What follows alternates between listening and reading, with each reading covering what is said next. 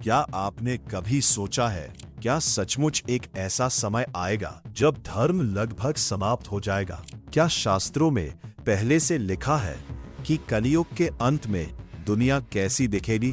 और सबसे बड़ा प्रश्न, क्या हम अभी उसी दिशा में बढ़ रहे हैं? गरुड़ पुराण, श्रीमद् भागवत महापुराण, विष्णु पुराण और भविष्य पुराण में कलयुग के बारे में कई चौंकाने वाली बातें बताई गई हैं। आज हम उन्हीं संकेतों को समझेंगे।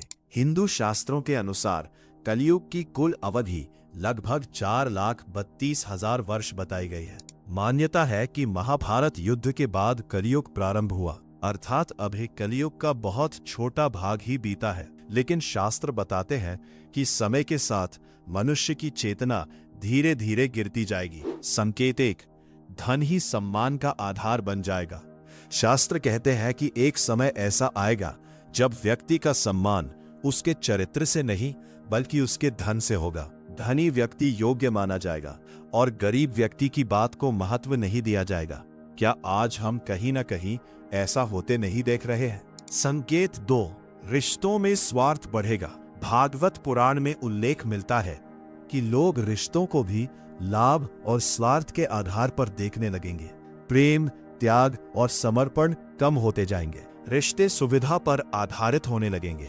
संकेत तीन, सत्य और धर्म कमजोर होंगे। धीरे धीरे झूठ सामान्य होता जाएगा। धर्म केवल बाहरी प्रदर्शन तक सीमित रह सकता है। लोग धार्मिक दिखेंगे लेकिन भीतर से धर्म का पालन कम करेंगे।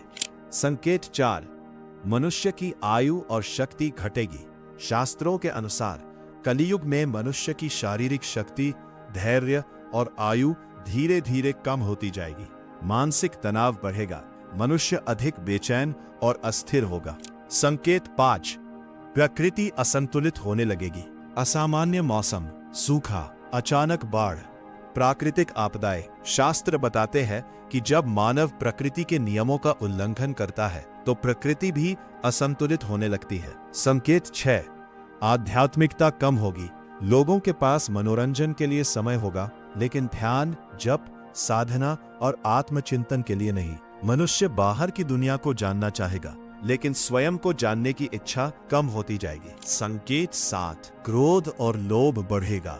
कलयुग का सबसे बड़ा प्रभाव बताया गया है लोभ, असंतोष और क्रोध। मनुष्य के पास पहले से अधिक सुविधाएं होंगी फिर भी संतोष कम होगा। तो क्या इसका मतलब कल की अवतार आने वाले हैं?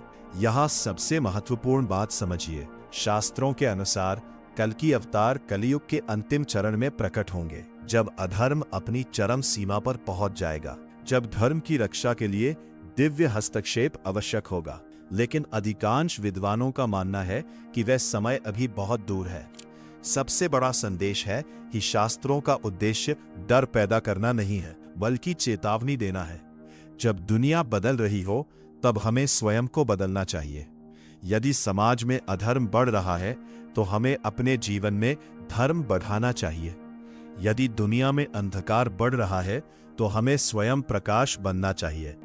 तो अब आप बताइए, इनमें से कौन सा संकेत आपको आज की दुनिया में सबसे अधिक दिखाई देता है? कमेंट में कलयुग लिखकर जरूर बताइए।